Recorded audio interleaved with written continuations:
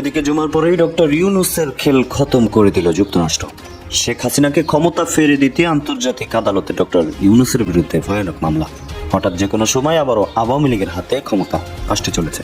কঠিন বিপদের মুখে ডক্টর ইউনূস। অন্যদিকে সেনাপ্রধান ওয়াকারুজ্জামানের ভয়ঙ্কর তথ্য ফাঁস। হঠাৎ ঘুরে যেতে পারে বাংলাদেশের ক্ষমতার চাকা। জয় বাংলা স্লোগান দিয়ে ঢাকা ৭ আসনের সাবেক সংসদ সদস্য মোহাম্মদ সোলাইমান সেলিম বলেন, শেখ হাসিনা আবার আসবেন। তাদের একটা দাবি হচ্ছে আগামীতে রাষ্ট্র সংস্কারে ২৪-এর গণঅভ্যুত্থানের শহীদ পরিবারের সদস্য এবং আহত যোদ্ধাদের মতামত গ্রহণ করতে হবে। কেমনে? এখানে কি সবাই শিক্ষিত? মোহাম্মদ ইউনূসের খেল খতম, কারণ মোহাম্মদ ইউনূসের টাইম ওভার হয়ে গেছে। মোহাম্মদ ইউনূস আর বোধহয় সরকারটা চালাতে পারবেন না। মোহাম্মদ ইউনূস নিজে বুঝতে পারছেন এবং ঘন ঘন বিদেশে যাচ্ছেন, বিভিন্নভাবে বিভিন্ন জায়গায় লবিং করছেন। আন্তর্জাতিক আদালতে মামলা, এই আন্তর্জাতিক আদালতে একজন নোবেল বিজয়ীর বিরুদ্ধে মামলা। কতটা লজ্জাজনকের থেকেও বড় কথা, কতটা ভয়ঙ্কর এটা। ইউনূসের সরকার অবৈধ, একদম নির্দিষ্টভাবে এই অবৈধ সরকারের আগে আওয়ামী লীগের একাধিক সদস্য বলেছে, এবার পেটিশনে অফিসিয়ালি অবৈধ একটি সরকার চালাচ্ছে। কারণ কি শেখ হাসিনা কোনোদিন রিজাইন করেনি। নির্দিষ্টভাবে মোহাম্মদ ইউনূসের বিরুদ্ধে কি কি অভিযোগ রয়েছে, মোহাম্মদ ইউনূসকে কেন কাঠগড়ায় দাঁড় করানোটা প্রয়োজন, আন্তর্জাতিক আদালতে মোহাম্মদ ইউনূসকে কাঠগড়ায় দাঁড় করানোর প্রয়োজন একবার দেখে নেব। শেখ হাসিনাকে যদি দাঁড় করানো যায়, শেখ হাসিনার বিরুদ্ধে যদি অভিযোগগুলো থাকে, মোহাম্মদ ইউনূসের বিরুদ্ধে কেন থাকবে না? মোহাম্মদ ইউনূস তো এই সমস্ত কিছু করেছেন বলে বাংলাদেশের মানুষ বলছেন। কোন বিপ্লবে গণহত্যা হয়? বিপ্লব স্বতঃস্ফূর্ত হয়, বিপ্লব ঠান্ডা মাথায় ষড়যন্ত্র করে হয় না।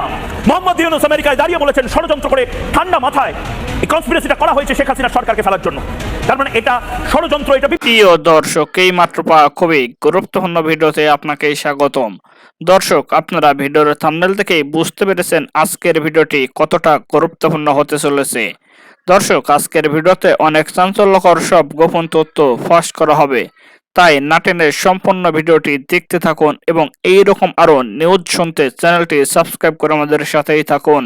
তো চলুন দর্শক, কথা না বাড়িয়ে আমরা মূল ভিডিওতে যাই। একটা অস্থিতিশীল পরিবেশ তৈরি হচ্ছে আস্তে আস্তে। মূল যে শক্তিটা শেখ হাসিনা সরকারকে উৎখাত করেছিল, যাদেরকে ২৪-এর মুক্তিযুদ্ধ বলা হয়, তো সেই মুক্তিযোদ্ধারা দীর্ঘ একটা সময়, প্রায় ৩ মাস, কারো চোখ হারিয়েছেন, কারো হাত, কারো পা, কারো বা পেটের এফোর বুলেটে ছিদ্র হয়ে গেছে। পর্যাপ্ত চিকিৎসা পাচ্ছেন না। তাদের দাবি, আমাদের রক্তের উপর দাঁড়িয়ে আছে ডক্টর মোহাম্মদ ইউনূস এবং তার এই সরকারের উপদেষ্টারা। অনেকেই দামি দামি গাড়িতে ঘুরছেন, সম্মান পাচ্ছেন, অর্জন পাচ্ছেন, কিন্তু আমরা যাদের রক্তের উপর তোমরা বসে এই মার্সিডিজ বেঞ্জ চড়ছো, আমরা কি পাচ্ছি? গতকালকে আপনাদের খেয়াল থাকার কথা যে পঙ্গু হাসপাতালের সামনে আহত শিক্ষার্থীদের যে প্রটেস্ট ছিল গভীর রাতে, সেখান থেকে একটা মিটিং হওয়ার কথা ছিল আজকে সচিবালয়ের এই মিটিংয়ে যারা ভিডিও ফুটেজগুলো দেখেছেন, সার্জিস ছিল, হাসনাত ছিল, নাহিদ ছিল, আসিফ ছিল, মাহফুজ আলম ছিল, আরো উপদেষ্টারাও ছিলেন সেখানে বেশ কয়েকজন। কিন্তু আহত শিক্ষার্থীদের যে ভাষা, যে বক্তব্য, সেখানে শোষণ এবং বঞ্চনার কথাটা উঠে এসেছে। এর পাশাপাশি আহত এই কি বলে ২৪-এর মুক্তিযোদ্ধা যারা দাবি করেন, তাদের মধ্য থেকে একজনকে উপদেষ্টা নিয়োগের এবার চাপ এসেছে।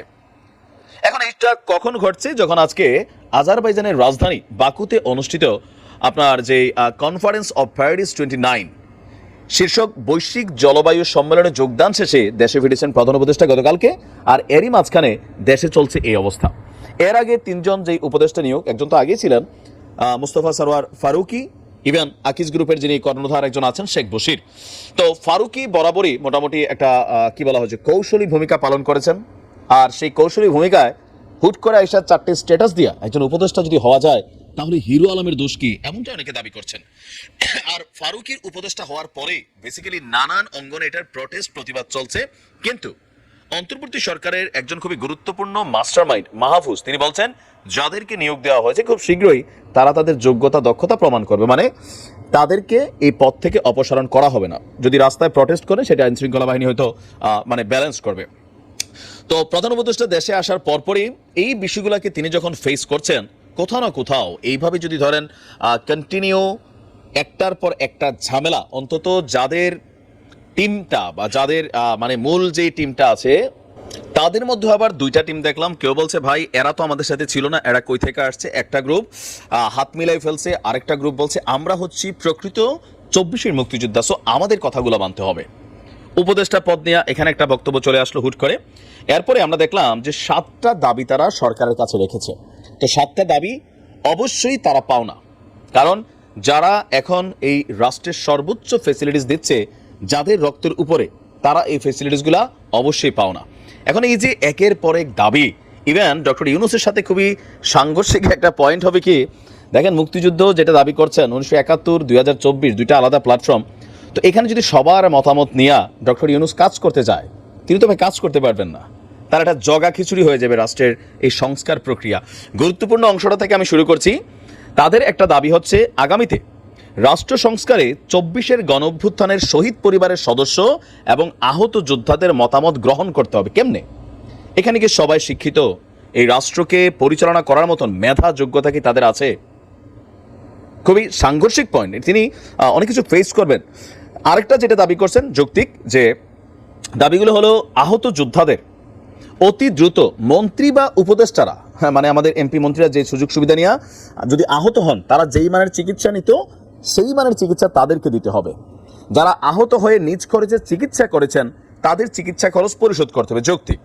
গণঅভ্যুত্থানের শহীদ পরিবার এবং আহত যোদ্ধাদের সম্মাননা কার্ডের মাধ্যমে একটি প্রজন্ম পর্যন্ত মাসিক ভাতা এবং পুনর্বাসনের ব্যবস্থা করতে হবে, যেমনটা শেখ হাসিনা সরকার মুক্তিযোদ্ধাদের জন্য করেছিল, বা এটা আগে থেকে চালু ছিল। আচ্ছা, এরপর বলা হচ্ছে যে আহত এবং শহীদ এবং আহত যোদ্ধাদের স্মৃতি ফাউন্ডেশন নামে জাদুঘর নির্মাণ করে প্রতি বছর 1 জুলাই হতে 5 আগস্ট পর্যন্ত শহীদদের স্মরণে গণস্বাক্ষর কর্মসূচির আয়োজন করতে হবে। গণঅভ্যুত্থানে শহীদ হয়েছেন, আহত হয়ে যারা অঙ্গ হারিয়েছেন, একটি নিরপেক্ষ তদন্ত কমিটি গঠন করে তাদের মেডিকেল ফাইল তদন্ত করে কোনো ডাক্তার বা মেডিকেলের অবহেলার কারণ খুঁজে পেলে তাদের বিরুদ্ধে আইনি ব্যবস্থা নিতে হবে।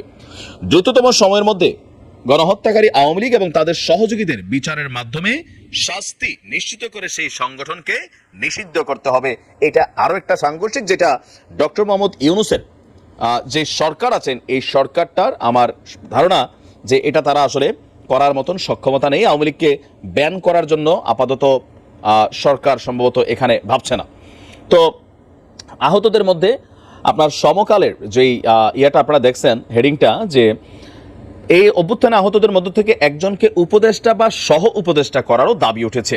তবে এ নিয়ে রানিং যে উপদেষ্টারা আছেন তারা কোনো মন্তব্য দেননি।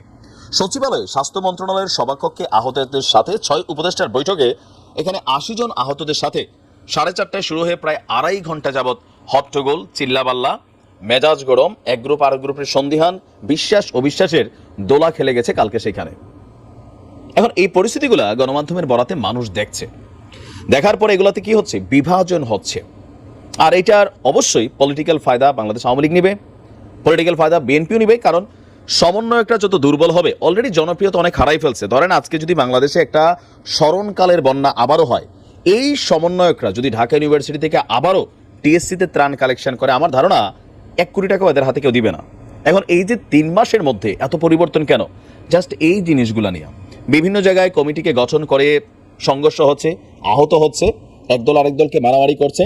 আবার এরকম নানান অভ্যুত্থান যখন দেখছি আমরা, বা এরকম বিদ্রোহের জায়গাগুলো দেখছি, এই আহত যারা আছে এদেরটা তো সঠিক, এদের পরিবার কিভাবে চলবে, উপদেষ্টারা ওইরকম কোনো ব্যবস্থা নিচ্ছে না। এদের মধ্যে আবার কেউ কেউ কথা বলাও শুরু করেছে যে আপনারা মার্সিডিজ চড়ছেন, বিদেশে যাচ্ছেন, সেলফি তুলছেন, কেউ আইজিপির সাথে ঘুরছেন, কেউ টেলিভিশনে টক শো করছেন। তো আমাদের কথা তো ভাই আপনারা ভুলেই গেছেন। তাহলে কি এটা ভুল ছিল আপনাদের ডাকে সাড়া দিয়ে সেই দিন আওয়ামী লীগ সরকার উৎখাতে রাজপথে দাঁড়ানো? এ নিয়ে আবার আওয়ামী লীগের নেতাকর্মীরা এটা নিয়ে আবার ধরেন তারাও তাদের রাজনীতি করছে, যে সাধারণ ছাত্ররা বুঝে গেছে এই সমন্বয়করা তাদের রক্তের উপর দিয়ে পরিকল্পিতভাবে এখন তারা ক্ষমতার এনজয় করছে। আওয়ামী লীগের অফিসিয়াল ফেসবুক পেজ থেকে এরকম নানান বক্তব্য দেওয়া হয়েছে, সেইখানে আবার কেউ কেউ কাউন্টার করছেন, তোমাদের মুখ থেকে আমরা এগুলা শুনতে চাই না, আমরা ঠিক থাকতে হবে। হাসনাত সার্জিসটা বারবার বোঝানোর চেষ্টা করছে আমাদের মধ্যে বিভাজন হওয়া চলবে না। হাসনাত অনেক চেষ্টা করেছে, ফুটবল খেলার, কান্না করার অনেক চেষ্টা করেছে, সান্ত্বনা দেওয়ার চেষ্টা করেছে। তো সকল কিছু মিলিয়ে কেমন জানি আস্তে আস্তে পরিস্থিতিটা, মানে এই সরকারের যেই কিছু নীতি নির্ধারণী ফোরামে কিছু নিয়োগ বা ধরেন কিছু সিদ্ধান্ত, সমন্বয়কদের সমন্বয়হীনতা, কারো লাক্সারিয়াস লাইফ চোখে পড়া, কারোর আবার চিকিৎসাহীন অবস্থায় রাস্তায় শুয়ে থাকা, একটা বৈষম্যরই বহিঃপ্রকাশ হচ্ছে। আর যার কারণেই কিন্তু এই বিরোধিতাটা সামনে আসছে। এখন এইভাবে চললে আসলে সরকার কতদিন টিকবে? ডক্টর মোহাম্মদ ইউনূস তিনি কি আসলে রাষ্ট্র চালাবেন, নাকি আজকে এটা কালকে ওইটা, আজকে ওইখানে মেল দরবার করা থাকে না, এরকম অবস্থা হয়ে গেছে আস্তে আস্তে? উপদেষ্টা পরিষদে ফ্যাসিবাদদের দোষরদের থাকার অধিকার নেই বললেন গোলাম পরোয়ার। ফ্যাসিবাদদের দোষরদের উপদেষ্টা পরিষদে থাকার অধিকার নেই বলে মন্তব্য করেছেন বাংলাদেশ জামাত ইসলামের কেন্দ্রীয় সেক্রেটারি জেনারেল অধ্যাপক মিয়া গোলাম পরোয়ার। অন্তর্বর্তীকালীন সরকারের উপদেষ্টা পরিষদের নবনিযুক্ত সদস্যদের বিষয়ে এ মন্তব্য করেন তিনি। আজ শুক্রবার সকালে বাগেরহাট শহরের দশানে ঐতিহাসিক পচা দিঘির পাশে খানজাহান আলী আলিম মাদ্রাসা মাঠে বাগেরহাট জেলা শাখার রোকন সম্মেলন হয়। সম্মেলনে প্রধান অতিথির বক্তৃতায় তিনি এসব কথা বলেন।